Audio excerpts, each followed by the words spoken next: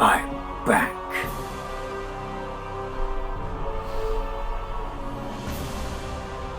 It's All Hallows Eve, and you know what that means. It's time to delve into the world of survival horror with Cold Fear on the original Xbox. Cold Fear is a survival horror game that's similar to Resident Evil 4 with monsters that remind me of The Thing. When Cold Fear came out, it was compared unfavorably to Resident Evil 4, which was released before Cold Fear, despite Cold Fear being developed before Resident Evil 4. Both games are survival horrors with over-the-shoulder camera angles, but are completely different games developed independently.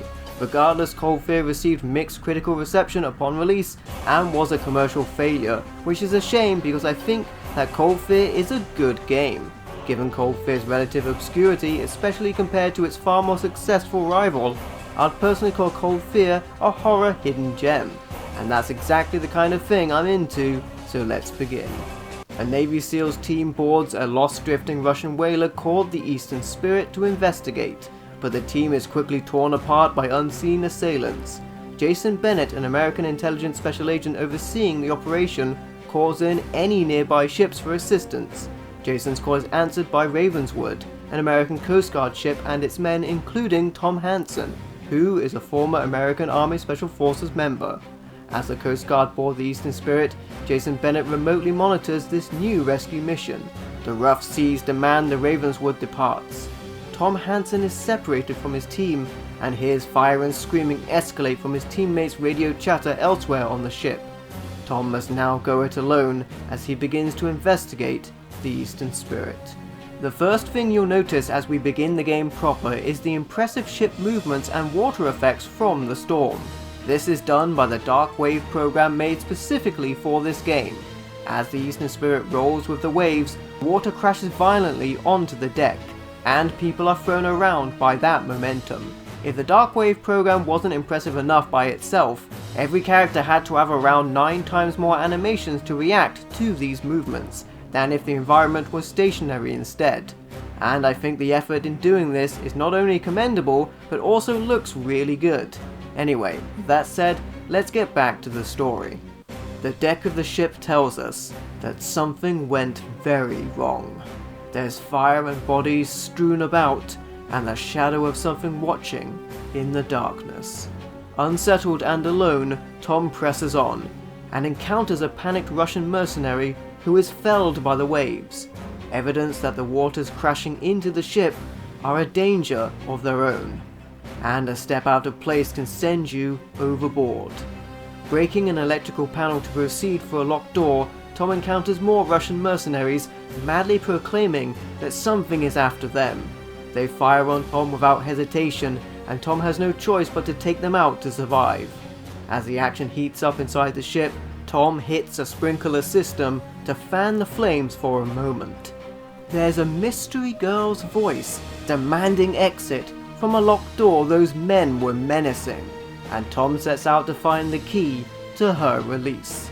As he does, he finds crazed, unwavering opposition from those still alive, and resources from those who no longer need it. Ammo and health packs can be found from bodies and around the environment, with health packs being used automatically when procured. This is probably one of my complaints about this game, as it would be nice to actually be able to carry around healing items rather than having to remember where they are, to return to use the limited resource. Another complaint, somewhat related to backtracking and finding things, is that there's no map, which can be an annoyance in certain parts of the game. Regardless, onwards Tom treads further into the dangerous and mysterious environment before him. Deeper in the ship, Tom wades in submerged shocking spaces and finds a key for the upper decks. Narrowly escaping the sudden shock, it appears that above is as below, as the madness and massacre seen in the rest of the ship extends to the upper decks. There's a fiery serving of fresh carnage waiting, and if you can't stand the heat, get out of the kitchen. Tom fights through the fury, embarking to the front of the ship in search of his superior, Lieutenant Lansing, who may have the means to access the Eastern Spirit's emergency radio. which, without his team and his own craft the Ravenswood, which departed due to stormy seas, could be his only hope. Tom finds Lieutenant Lansing, or what's left of him. It's a bloody mess, but at least Tom finds the radio codes that he needs on the body. This proves to be the silver lining of a very dark cloud, however, as the night just got darker.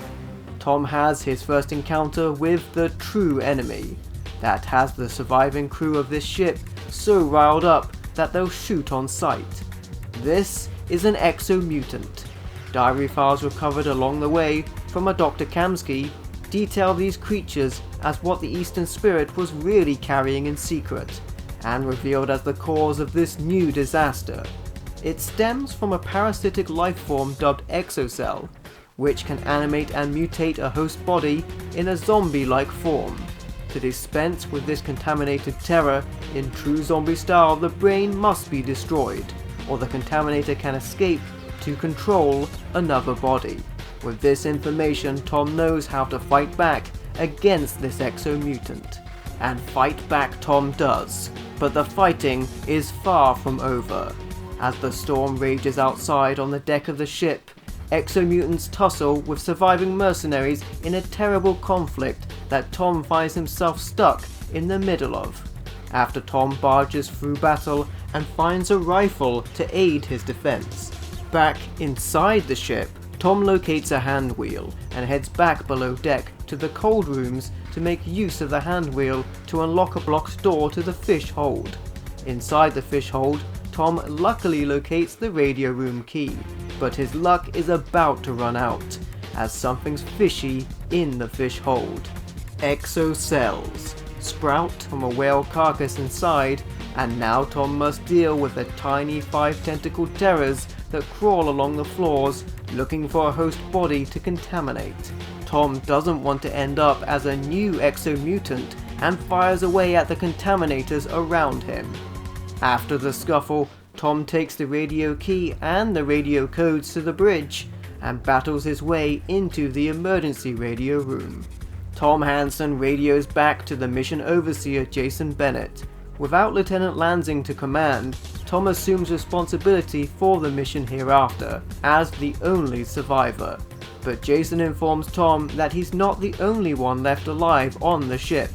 Colonel Dmitry Yusupov, a Russian mafia member that funded the operation, must still be on board the ship, and Jason wants Tom to find Yusupov in exchange for extraction. Tom agrees, as Yusupov needs to answer some questions at the very least, and Tom sets out on his new mission, patching Jason's radio frequency into his headset to communicate hereafter. Jason has pinpointed their target at the rear deckhouse of the ship, using a fast satellite look for a break in the cloud cover. That's the good news. The bad news is that the rear of the ship is a war zone between the few surviving mercenary guards on board and the growing contaminated exomutants.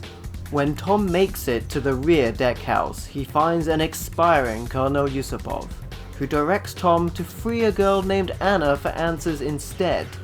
Anna was locked up for protection after the vessel's captain Lubensky hid in cold storage. Colonel Yusupov also hands Tom an experimental bolt thrower weapon, with bolts chemically treated to distract the parasites that were seemingly released in a terrible accident. This ends up being Colonel Yusupov's final and somewhat noble deed, as an exocell then bursts from his chest alien style, and that is his end. Tom dusts the exocell and then heads out. Jason, via radio, commands Tom to pursue the hiding Captain Lubensky, but in defiance and in good conscience, Tom demands to go after the mystery girl Anna instead for answers. Tom's journey takes him deeper into the ship and uncovers new horrors as he does so. Some of the fresh exomutants are smarter and stronger than others, and can only be felled when the cranium is destroyed, slaying the exocell inside lest the body rises again or the exocell seeks a new host body to attack. The nest of nasties below is also filled by a new kind of terror, an exohive. More of Dr. Kamsky's notes detail these as breeder contaminators.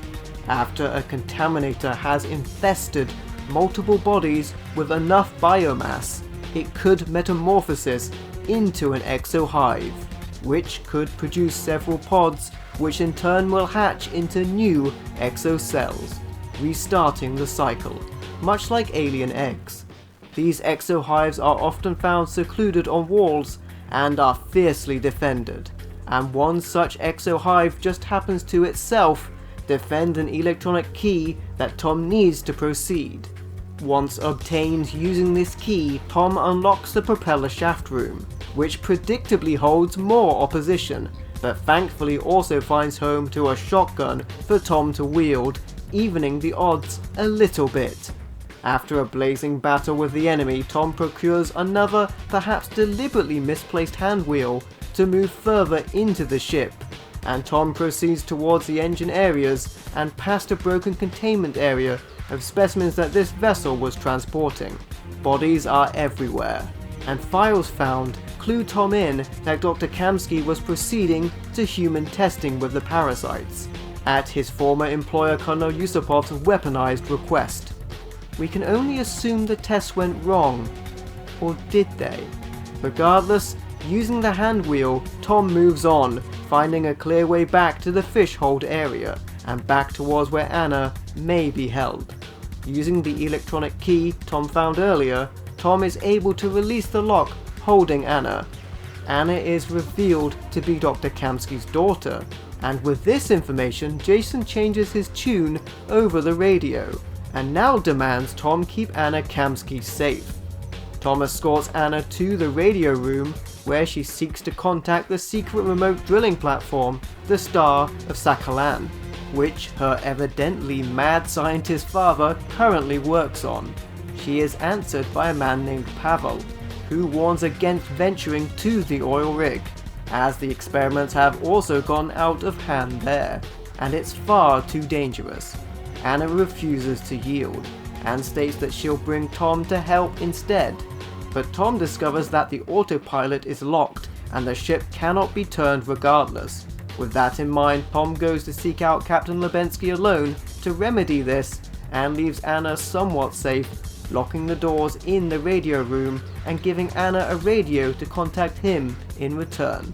As Tom sets out again, Tom warns Jason on the radio that turning the ship towards the storm to the oil rig could swamp the ship in the waves, but Jason demands Tom procures the scientist, Dr. Kamsky.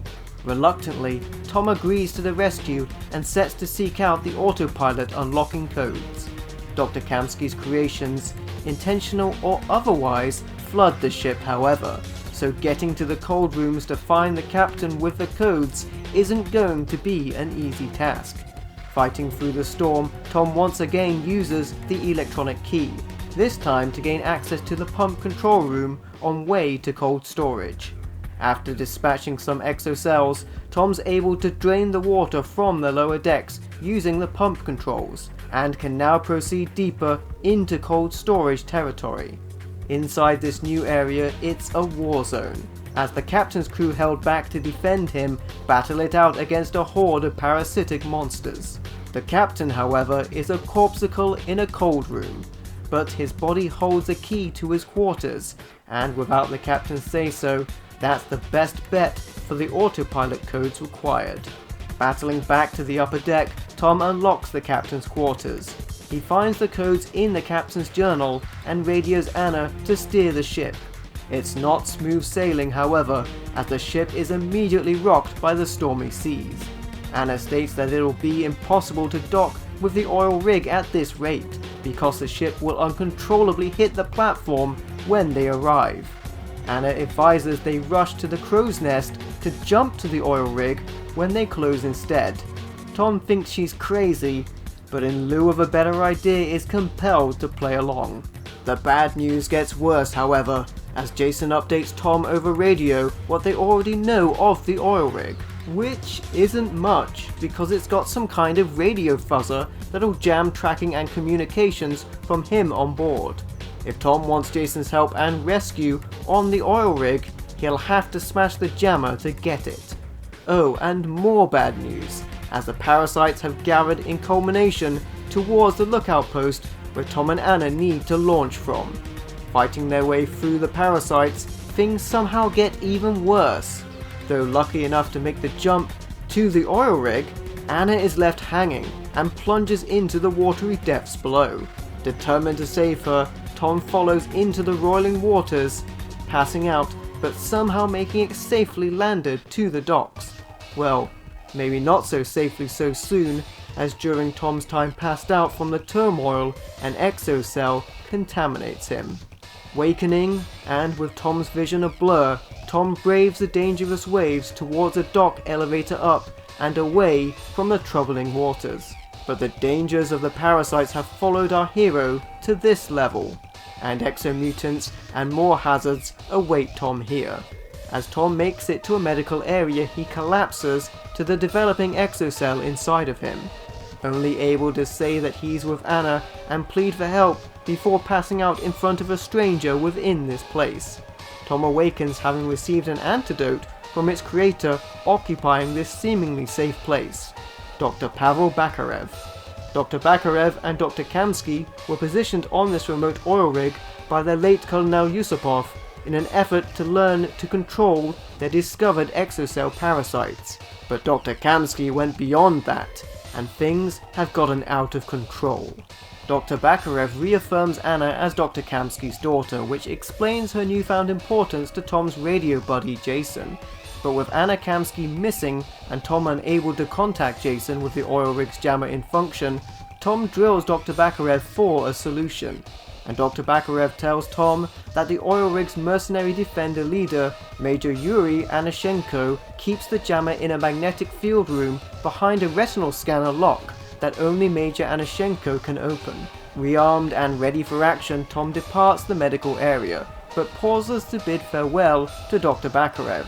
The good doctor is unfortunately cut off in a bloody mess, and the severity of the situation is pressed further by this final farewell, as some unsettling unseen force strikes from the shadows. The slain scientist leaves behind a storeroom key, and with no other option, Tom moves on to face the horrors beyond that await him.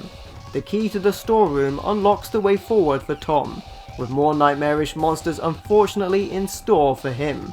But fortunately for a change, monsters aren't the only thing left out for Tom to find, as Tom procures a handheld grenade launcher which will certainly help unblock the path onward before him. With the way forward clear, it clears the way for a new terrible terror to stalk our hero from the dark. Attacking from the vents, a new type of more developed monster emerges, Exoshades. These new foes are quadrupedal and able to crawl on ceilings. These beasts attack in ambush, unleashing electromagnetic bursts that disable torchlight, leaving you helpless whilst they can see in the dark. These creatures are extremely resilient and a deadly foe indeed. But slipping past these creatures, Tom heads towards the upper areas of the oil rig, where the action is heating up as monsters of all kinds flood the grounds in conflict. Lacking a reliable map, Tom must navigate the maze of firefight and close in on his major target to bring down the jammer. The heated action reaches new levels as Tom has to fan the flames to proceed. But Tom's rewarded by finding a powerful submachine gun for his troubles, which will certainly help douse the oncoming fire of enemies that lie in wait. Returning to the action in the upper corridors of the oil rig, the Major's men stand in the way, battling the parasites as well. Tom carefully presses on through a field of laser trip mines where you may discover that the game actually has a duck function that you don't really need to use in barely many other areas of the game. Anyway, ducking past the trip mines to a storage shed, an armed escalation with the Major's troops and contaminated corpses ensues.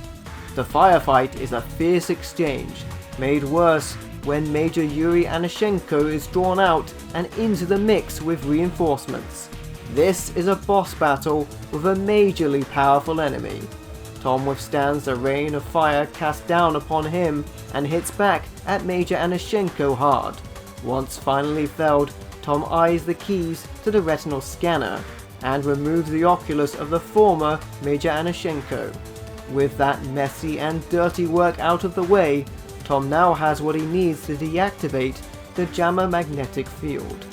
Rushing back through the minefield and past frenzied exomutant attacks, Tom narrowly withstands the heat turned up from the growing contaminated forces, and makes his way to the main security room of the oil rig. It's Tom's time to bring the flame now, however, as Tom gets his hot hands on a flamethrower inside a security room, and that will certainly help to settle the score against the opposition. Now, more aptly armed, Tom uses his eyes-only clearance to clear the way to a communications room. Once there, dispatching the guards, Tom blows the machinery obstructing his communication. And with a bang, Tom Hansen once again gets in contact with Jason Bennett. Tom agrees to look for Dr. Victor Kamsky's notes, which will help ensure something like this never happens again, in exchange for safety of Anna Kamsky. Jason points Tom towards a security room where he should find the information required, and might locate the missing Anna as well. As it would happen, Anna is rescued by some kind of monster, and this mysterious monster leaves Anna to be infected by exocells. Tom witnesses this from the security room he's at.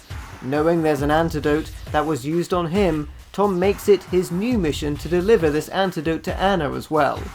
Tom happens on an elevator key on his way out of the security room, and has to backtrack past where the exocells attacked him to take the now unlocked elevator down to a habitation area to seek out the remaining antidote for Anna. It's quiet in the habitation area. Too quiet, almost deathly silent, as the only thing habitating this area is the growing force of parasites which now develop here. Deep inside, it's covered floor to ceiling with biomass, with the walls brimming with exohives ready to spew out more contaminators, ready to assault. In another unfortunate turn of events, a foot out of place sends Tom crashing through the compromised floor of the unliving area he searches, and into the belly of the beast below, where Tom once again is knocked out and infected by another exocell. When Tom awakens in the dark chambers below, it's a veritable horror show, and now Tom's rekindled drive is doubled in search of the antidote.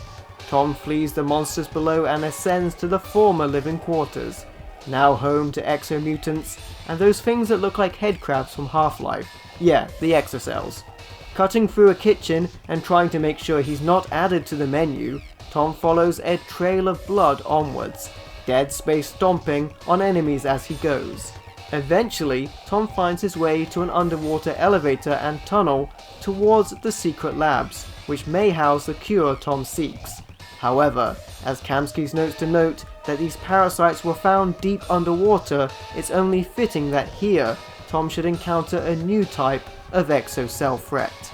Exospecters, escaped experiments capable of completely camouflaging in their surroundings, only given away by their footprints. Barely brushing past this hidden predator foe, Tom enters a laboratory and fights through its experimental dark chambers. The path to Dr. Kamsky's lab is more of a morgue, somewhat appropriate given Dr. Kamsky's morbid experiments, but unsettling no less. It gets more unsettling in Dr. Kamsky's lab where the antidote can be found, as well as a Goldfinger-style laser used against an exomutant James Bond equivalent. No, Mr. Exomutant, I expect you to die! Anyway, with the antidote in hand, Tom rushes back through the uncontained experiments, finding a computer code in the experimental chambers on his way out. Unfortunately, the escaped experiments have found him. Exospecters attack from out of nowhere in an attempt to impede Tom's progress. However, Tom uses the computer code he acquired to blast past the lab's now implemented automatic containment lockdown, by one way or another. This breaks the lock on the door ahead of him, but unfortunately blows Tom down below as well, and Tom has to fight through a specimen holding area and make his way through a now flooded lab back up to where he was. The flooded lab is also flooded with monsters, but once Tom finds his way out of the flooded lab, he can now get past the now disabled door thanks to the computer blast. and can take the main lab elevator upward. It's not so easy, however, as hostile lifeforms descend upon Tom, and he has to fight for survival once again. But thankfully, whatever is held inside that big tank in the center of the elevator stays in there, because that thing looks massive, and you don't want to fight that. Anyway, Tom has to race back to Anna with the antidote, as Dr. Kamsky's notes indicate that a living host, whilst not transformed right away by an exocell like an animated corpse would be, can't hold off contamination too long before the exocell grows enough for its tendrils to infiltrate and control the brain of the host tissue completely. And yeah, I'm stalling because that giant monster in the center holding cell will definitely break out and be a big boss battle. It's video game logic. And it does so, and this is an Exomass, a failed experiment bioweapon with enhanced strength able to break through doors, but its deformed and mutated body houses a weakness, hence being a failed experiment. And an Exomass can be dropped by destroying their uncontrollably oversized left arm, which unlike much of the rest of them, is still susceptible to damage. With this weakness where the monster's mass is vulnerable exploited, Tom races on, as time is against him, and Tom paces towards where an unknown monstrosity left Anna.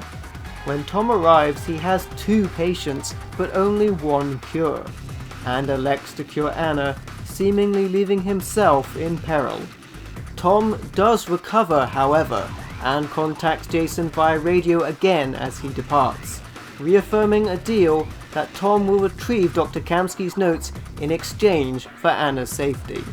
As Tom sets out, he tackles all manner of exocell monsters, exomutants, exospecters, and even exomass as he crosses over to a bridge control room, shortcutting back to the docks.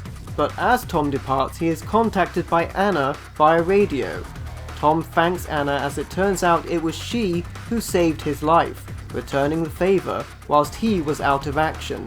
With both of them now cured of contamination, Anna asks for Tom's help to destroy the oil rig, but Tom instead bids Anna what could be a final farewell, wishing her well as he storms out on what may be his final marching orders to find Kamsky's notes, with hope that Anna will be rescued by Jason in return. With a tearful goodbye, Tom tears his way back towards the habitation module, with furious Exomass in tow. Crawling back through the guts of the building, Tom ducks through a vent into the scientist dormitory area, getting his hands on Kamsky's laptop. Tom uploads the data to his headset via its USB port, claiming the antidote files, but to Jason's scorn, that's all the incoming data, as Tom boldly and heroically refuses to transfer anything else regarding the parasites. Tom states that the antidote is all that they really need, and if Jason wants anything else, he can come and get it himself. That shows him. And with that, Tom hangs up on Jason for good, and contacts Anna again, to her delight and relief, asking if her offer to blow up the place is still on. Anna tells Tom she secured explosives, but not enough for both platform sections of the oil rig, and she directs Tom to a supply room below the waterline where he can get more. It'll be tough, but Anna vows to know everything there is to know about the place they're in, including how to destroy it. With that, Anna provides Tom with security codes to delve deeper past the main lab elevator. Unfortunately, the deeper down Tom descends, the more exocells have risen up from the watery depths from which they were discovered down below. As Tom slips past the monsters and security, he finds himself in a warehouse lined with explosive barrels and laser trip mines. Okay, you actually do have to use the ducking function like a second time in the game here. Anyway, Tom snags the C4 charges and has to deal with a devious Exospectre in return, in an area where one wrong shot will blow the whole place to hell. But I mean, health and safety are probably the least of their concerns in a place like this. Anyway, with the C4 in hand, Anna informs Tom of where she's marked to place it. to bring this hellish place down for good. Agreeing to meet up when they've placed all the explosives, Tom hurries to his first destination, but the exocells aren't going to let them get away that easy. With exospecters on his tail, Tom dashes to the underwater elevator to place the first charge. X marks the spot. As the water tunnel comes down and floods, Tom must desperately dash to the main lab elevator and up to his next target area, the bridge control room. With the explosive placed here, Tom flees an exploding catwalk from the scientific module and takes the dock elevator down to the main drilling module en route to reconvene with Anna at the helipad and get to the chopper. It won't be easy, however. Then again, it never is. But back at the storage area en route, two hulking massive exomass break through and block Tom's escape. As Tom clears the way past the mass of exomass, he places the final C4 charge at the upper levels of the oil rig and escapes the walkway safely, or so it would seem. Anna notifies Tom that she spies a helicopter at the heliport gate, which was being repaired before she left here previously. She knows how to fly it and can get them both out of here. The only problem is there's a lot of deadly foes between Tom and safety. But when has that ever stopped us before? Exomutants, exomass, and the most deadly exoshades. One at a time, or all at once. No matter, we're getting out of here one way or another. Anyway, if you thought the worst was behind us, you'd be wrong. The worst is yet to come. As Tom reaches the heliport and Anna rushes to set the last charges before they depart. The final boss finally comes to light. The mysterious monster that saved and tried to contaminate Anna is revealed, and is none other than her father, Dr. Victor Kamsky. Kamsky went mad during human testing, and perceives exocells as the next step in human evolution. Kamsky, in a manner of speaking, perfected the process of infecting himself with exocell DNA, metamorphosing into an abomination. His progression was bioengineered so that the contamination enhanced his body but did not possess him or ravage his mind. Thus, Exo-Kamsky maintains his most dangerous human feature, his insidious intelligence. This final boss battle is less about defeating Exo-Kamsky directly, and more so keeping him away from his daughter so that she can set the final charges and blow this place away. Tom's weapons can't actually damage Exo-Kamsky, but can distract him and dodge long enough so that Anna can do her work, lest they join the Doctor in his intended dark vision for them to join him. Once Anna has set the place to blow, she gets to the chopper to get off the ground. Tom keeps fighting to hold back the final boss in this final stage of this epic concluding conflict. Without Anna on the ground, Exo-Kamsky focuses all of his ire on Tom, and Tom unloads everything he has to finish off the demonic Doctor once and for all. The monster goes down just long enough for Tom to ascend to the chopper with Anna, and they blow the place sky high, concluding the fireworks with a heroic ride off into the night, knowing that with what they've done, that will be the end of the parasites for good. The storm will eventually clear, and day will finally break, ending the dark of the night. And there you have it. That was Cold Fear on the original Xbox. Well, if this was a Resident Evil game, it would have ended with a self-destruct sequence. The self-destruct sequence has been activated. It's a trap! Run! Repeat, the self-destruct sequence has been activated. This sequence may not be aborted. Made it. That was close. Too close. But it's done. And this is the end.